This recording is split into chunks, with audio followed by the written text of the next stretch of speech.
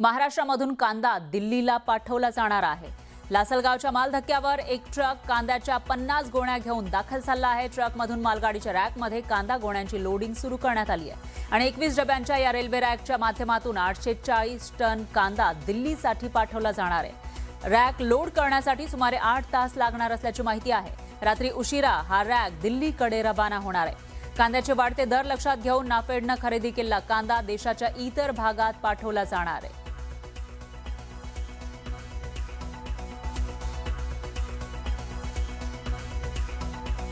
लासलगाव इथून दिल्लीकडे कांदा पाठवण्यास सुरुवात होणार आहे। मी आता उभा आहे लासलगावच्या माल धक्क्यावर। आपण बघू शकतात का ही जी 21 डब्याची रेल्वे रॅक आहे, या रॅक मध्ये नाफेड आणि एनसीसीने जो शेतकऱ्यांकडून कांदा खरेदी केला होता तो या रॅक मध्ये भरून तो पाठवला जाणार आहे। एक ट्रक हा जो आहे तो कांदा घेऊन आलेला आहे।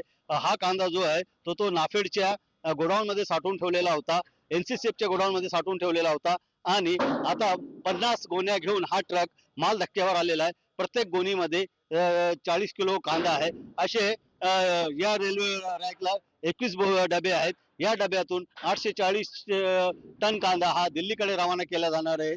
एक रॅकला भरण्यासाठी 4 हमालांची व्यवस्था करण्यात आलेली आहे आणि जवळपास 21 डब्याचे रॅक भरण्याकरिता किमान 7 ते 8 तास पेक्षा जास्त लागणार आहे। त्याच्यामुळे हा जो रेल्वे रॅक आहे तो मध्यरात्रीनंतर लासलगावहून दिल्लीकडे रवाना होणार आहे आणि 2 दिवसानंतर तो दिल्लीत पोहोचल्यानंतर तिथे ग्राहकांना हा कांदा उपलब्ध होणार आहे।